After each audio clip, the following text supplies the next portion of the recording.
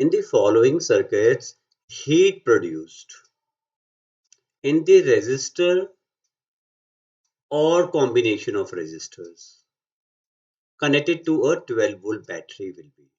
तो देखो, एक तो हमारे को कंसंट्रेट इस चीज पे करना चाहिए कि हमारे को हीट निकालना है. We have to find the heat. और चाहे वो एक रजिस्टर में हो, चाहे वो कॉम्बिनेशन ऑफ रजिस्टर में हो.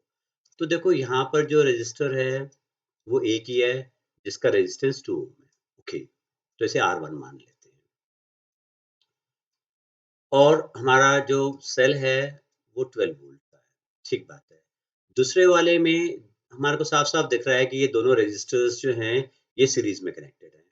तो सीरीज में कनेक्टेड है तो इनका कॉम्बिनेशन क्या होगा? 2 + 2 4 ओम. इसको हम R2 मान लेते हैं कॉम्बिनेशन को. तो ये कितना हो जाएगा? 4 ओम. सिमिलरली अगर हम ध्यान से देखें तो ये दोनों रेजिस्टर्स जो हैं ये पैरेलल में हैं. तो पैरेलल में अगर आइडेंटिकल होते हैं तो कॉम्बिनेशन का रेजिस्टेंस क्या निकलता है? R/N. तो R कितना है? 2 ओम. और नंबर ऑफ रेजिस्टर्स कितने हैं? 2. तो ये कॉम्बिनेशन कितना आएगा? 1 ओम आ जाएगा. तो ये हम R3 मान लेते हैं इसे. और हम क्या देखते हैं कि तीनों केसेस में हमारे को हीट डिसिपेटेड फाइंड करनी है. और तीनों में ध्यान देने वाली बात ये है कि जो सेल है उसका पोटेंशियल डिफरेंस सेम है. इस चीज का हमारे को बेनिफिट लेना चाहिए. तो what is the concept? When the potential difference is same, जब पोटेंशियल डिफरेंस सेम है तो and if you need to find the heat और पावर, तो हमारे को कौन सा वाला फॉर्मूला इस्तेमाल करना चाहिए? तो we should use P is equal to v square upon r. अगर पावर की बात है तो, और हीट की बात है तो it will be v square upon r into t. ऐसा इसलिए क्योंकि V जो है ये कांस्टेंट है. तो V कांस्टेंट होने से we get the benefit, mathematical advantage, जैसे अभी हम देखेंगे. तो हमारे को करंट फाइंड करने की जरूरत नहीं है ऐसे केसेस में. तो पहले वाले केस में देखते हैं कि कितना हीट निकला. तो heat the first case will be, क्या फॉर्मूला लगाएंगे? V square upon r into T.